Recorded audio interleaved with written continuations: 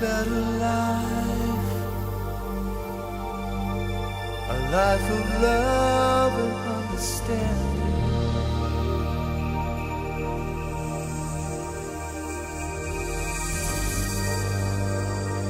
There is a better life than what's seen. Olá a todos que nos acompanham na nossa meditação diária. Hoje nós vamos estudar a porção Vav, do Salmo 119. Corresponde os versículos 41 a 48. Vamos ler o texto e examinar e trazer as lições para a nossa vida. Senhor, que teu amor e tua salvação também venham sobre mim, conforme tua palavra. Assim, terei o que responder ao que me afronta, pois confio em tua palavra. Não tires totalmente da minha boca a palavra da verdade, pois tenho esperado nos teus juízos. Assim, obedecerei de contínuo a tua lei, para sempre e eternamente. Andarei em liberdade, pois tenho buscado teus preceitos. Falarei dos teus testemunhos perante os reis e não me envergonharei. Eu me agradarei dos teus mandamentos que amo. Também levantarei as mãos para os teus mandamentos que amo e meditarei nos teus estatutos. Este salmo começa falando sobre o amor e a salvação de Deus. É muito interessante porque a palavra amor vem de uma palavra hebraica que não tem uma tradução única para a nossa língua. Essa palavra pode significar, além de amor, bondade, graça, fidelidade, favor, lealdade, misericórdia. Eis porque nós chamamos isso também, essa palavra, de bondade amorosa. E também vemos Deus falando aqui, o salmista, falando aqui sobre a salvação de Deus, que ele quer essa salvação de Deus sobre ele, conforme a palavra. E salvação aqui significa resgate, libertação. É muito interessante porque as duas palavras estão em plena conexão. Assim, nós também fomos alcançados pelo amor e pela salvação do Senhor. Fomos alcançados por sua graça e fomos libertos do poder do pecado. Desse modo, veja que no verso 42, ele mostra a razão por que ele quer que essa salvação e essa graça, esse amor de Deus estejam sobre ele conforme a palavra, para ter o que responder àquele que lhe afronta, pois confio na tua palavra. Temos o que responder. Há muitas pessoas que nos dizem: vocês falam que já estão salvos. Ninguém pode garantir isso. Nossa garantia está em Cristo. Ele é a nossa garantia.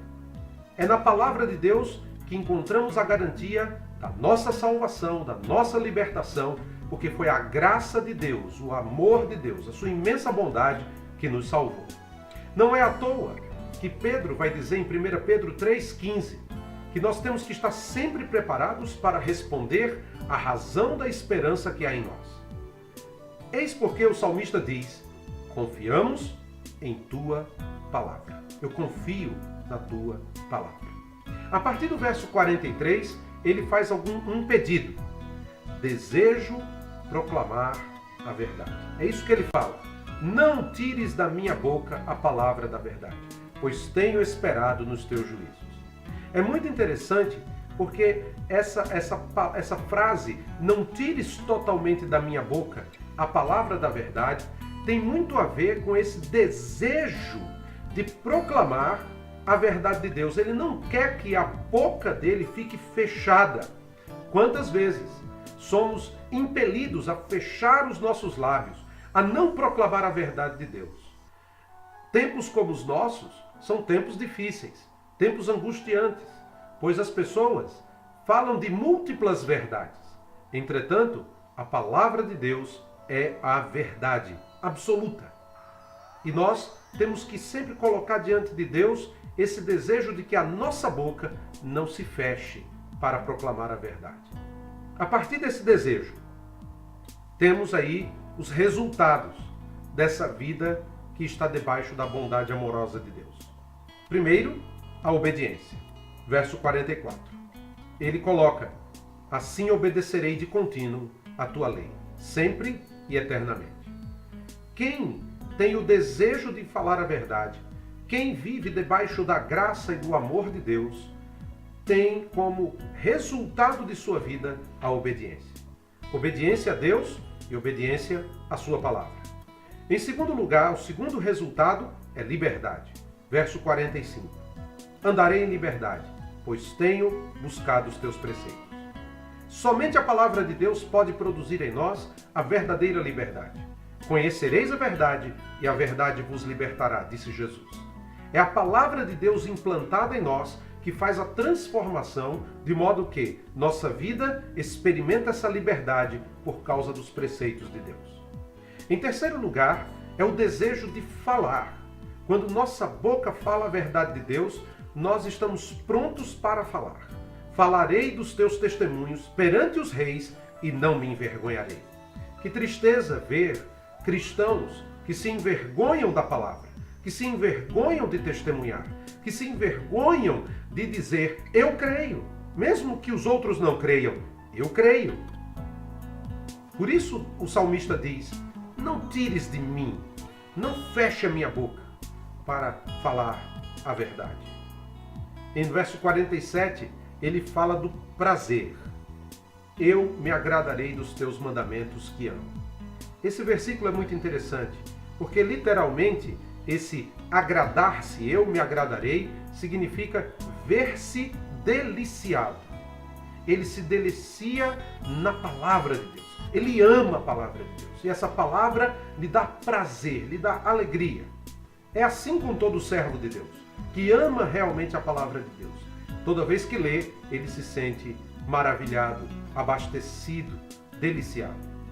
E no verso 48 encontramos as duas últimas ações desse coração desejoso de proclamar a verdade.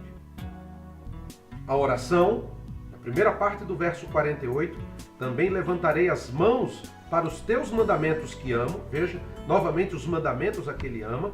Levantar as mãos aqui é sinal de oração, oração com a palavra, oração em concordância com a palavra, oração afinada com a palavra. E também meditação. E meditarei nos teus estatutos. Meditação aqui é estar preocupado, é prestar atenção.